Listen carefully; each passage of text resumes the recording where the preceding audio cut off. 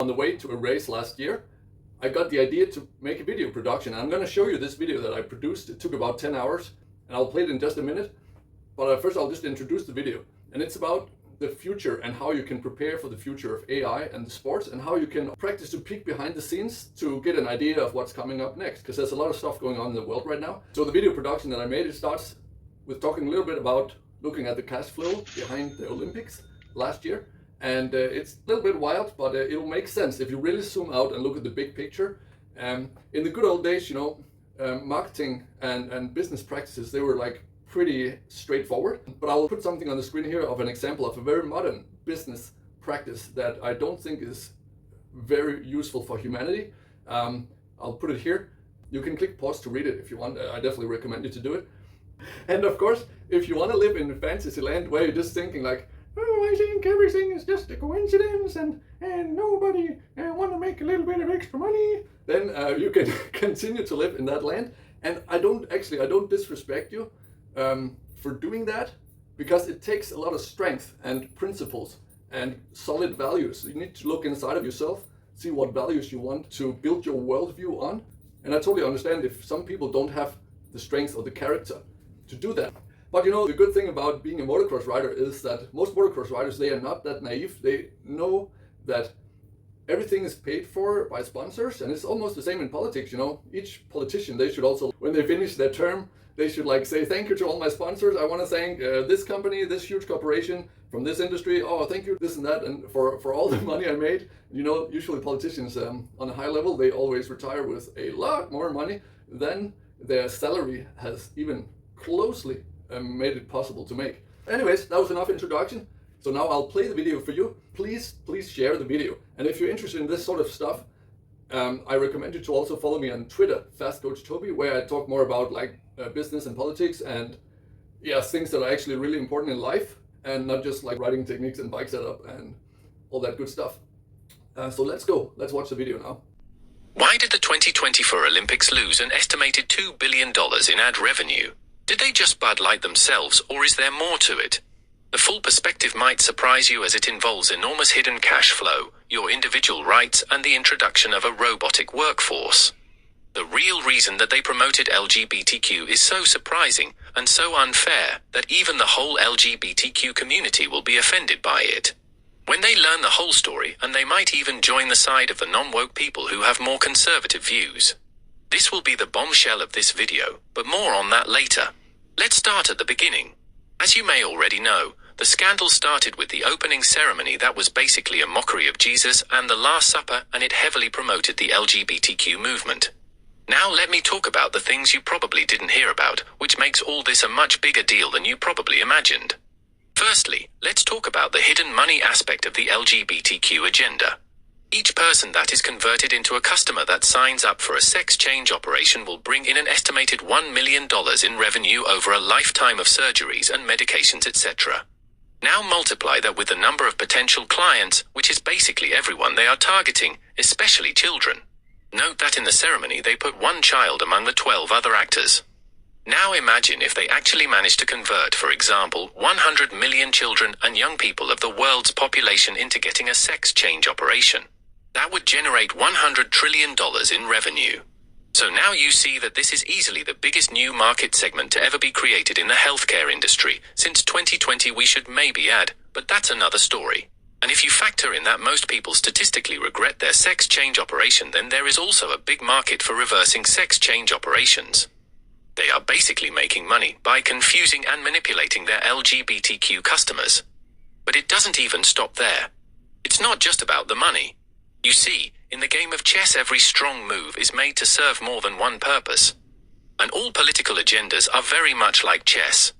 And yes, LGBTQ are just some of the pawns in this game. The real reason they promote LGBTQ is not only to get all that money from the sex change operations.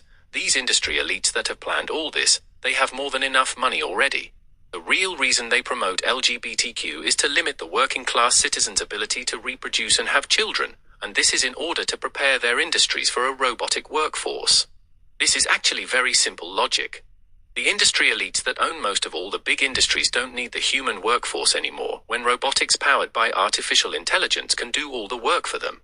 Also, they are actually worried that the average citizens together will become more powerful if they take part in the future robotic wealth creation, which will be astronomical.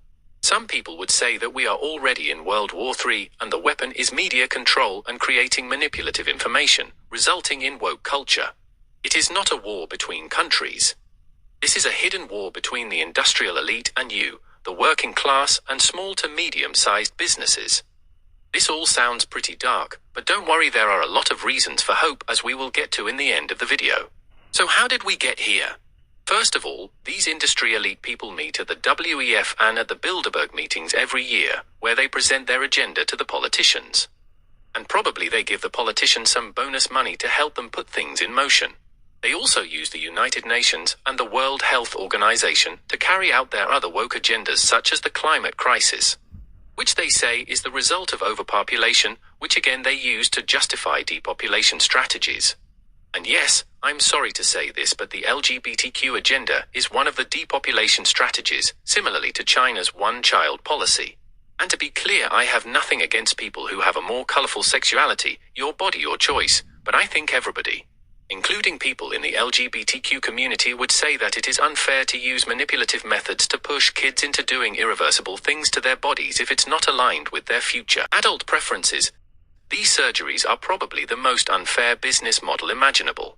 Starting World War III with military weapons would be another depopulation strategy that would also generate huge revenue for the defense industry, but I think that even the industrial elites would find that solution a bit too messy with the risk of nuclear war. But keep in mind that most billionaires already have built their luxury bunkers to be prepared. Now let's look at what solutions we can find in order to build a bright future with peace and prosperity for every human on Earth.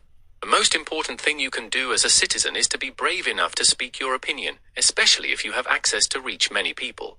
Do it respectfully and use as strong logical arguments as possible. Another important thing you can do is to boycott woke companies. If enough people do this, then it will have a stronger effect than how you vote politically, because these companies cannot corrupt politicians if they go bankrupt. The industry elite who funds the mainstream media are trying aggressively to prevent you from this by using gaslighting techniques and by implementing new laws against free speech, such as in the UK, where you are no longer allowed to explain the biological difference between the two natural genders. And by the way, it will be totally possible to build a bright future with peace and prosperity for all using robotics if we all vote on a legal framework that ensures that robot ownership is distributed somewhat equally across all citizens instead of being accumulated by a few giant corporations. The top 5 solutions would include a new set of laws to be enforced mainly to prevent corruption. 1. Make it illegal to run organizations like the World Economic Forum that facilitate meetings and corruption between top industry people and top government people. 2. Make it illegal to run organizations like the World Health Organization that are largely funded by the private sector, such as pharmaceutical industry investors. 3. Make it illegal to allow unelected officials in NGO organizations such as the United Nations, the European Union, and again the World Health Organization. All people in power should be elected by the people and with the option of being removed from their position of power instantly if they abuse it. 4. All good politicians can be paid well, but they must submit to a complete surveillance program so they cannot receive funds from anywhere other than their salary. Also, all billionaires should have to submit to a financial surveillance program to prevent them from engaging in corruption. 5. We should all vote on a law that forces robot manufacturers to sell all of their robots to be evenly distributed among citizens. These robots could still work in big companies, but each citizen would receive the salaries of their own robots that they control. This could also be a government-funded program that helped citizens buying robots via universal basic income. Eventually, every person would become a robot owner with several robots, and you would basically be an entrepreneur with a big monthly income. The reason the 5th law is extremely relevant is that robotics and artificial intelligence will be able to self-replicate and outgrow humanity in both numbers and physical work power. This opens the door to immense wealth and prosperity, but also for terrible abuse if we, the working class people, are unaware of what is going on. Together, these 5 laws would ensure prosperity for the whole working class and hopefully eliminate corruption. This would furthermore lay the foundation for ending all wars, because there wouldn't be the need for fighting for extra resources. Also, you would have enough free time to take active part in politics and vote directly on many government decisions in areas of your expertise. This would lead to a society more aligned with the will of the people. Seen in this perspective, the future looks bright. Together we can make it happen. This production is a non-copyrighted video made to bring truth, justice, and unity between all the citizens of this planet. Let's end this chapter of human history where a few very greedy and power-hungry people pay media companies to divide the public and impose tricky agendas based on lies. We are at the crossroads of becoming an advanced civilization with a robotic workforce and artificial intelligence. Let's make sure we don't let these technologies fall into the hands of a few power-hungry psychopaths. Please share this video as widely as possible. Imagine if every person in the world watched this video. This would make a huge difference in the level of awareness and eventually the outcome, meaning our future. So share this video any way possible. We cannot be fooled if we know the whole story.